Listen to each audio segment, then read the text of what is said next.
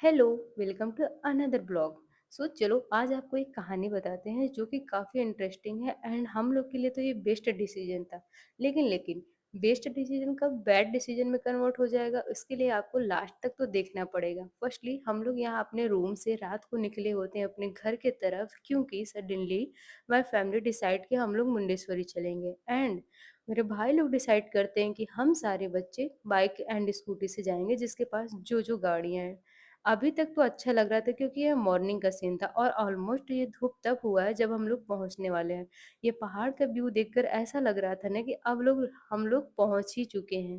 But ऐसा नहीं था, ये पहाड़ काफी दूर तक थे लेकिन जैसे जैसे पहाड़ की साइज बड़ी होती गई वैसे वैसे हम लोग को लगने लगा था कि हाँ ऑलमोस्ट हम लोग पहुंच गए थे। एंड गाइस ये ग्रीनरी देखकर इसी टाइम हम लोग को लगा था कि ये बहुत अच्छा डिसीजन था कि हम लोग बाइक एंड स्कूटी से आए, हर चीज़ को फील करते करते फाइनली हम लोग पहुंच जाते हैं। एंड यहाँ पे तो बैरिगेटर लगा होता है जिसमें आपसे चंदा वंदा लेते हैं।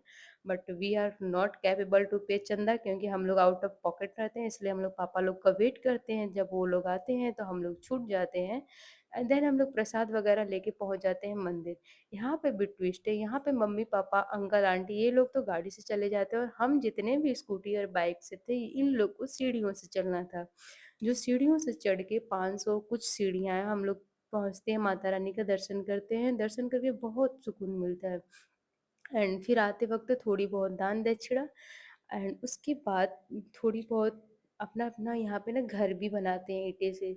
ऐसा माना जाता है कि यहाँ पे अपना घर बनाओगे ना तो माता रानी आपकी भी इच्छा कर पूरी करती हैं। फिर मत्था टेकते हैं, उसके बाद हम लोग निकल जाते हैं वापस घर की तरफ क्योंकि यहाँ पे भीड़ इतनी ज़्यादा इकट्ठी हो रही थी कि वहाँ कुछ खाने पीने का कुछ हम लोग को समझ नहीं आ रहा था। अब ये डिसीजन बैड में इसलिए कन्वर्ट हो रहा था क्योंकि हम लोग को भूख भी बहुत लगी थी और धूप भी उतना ही तेज हो गया था। बट हम लोग एक पेड़ की छांव के यहाँ रुकते हैं क्योंकि मम्मी पापा लोग का वेट करते हैं। तब तक मैं अपने भाई लोग का थोड़ा थोड़ा इंट्रोडक्शन देती हूँ। ये है मेरे आकाश भैया, ये है मेरे निकेश गोरा भैया चिट्ठा लड़का और ये है आदि भैया और ये है मेरा कुकुर। इसके बाद हाय स्नो। सैमसा। भैया। कुछ कहना चाहेंगे?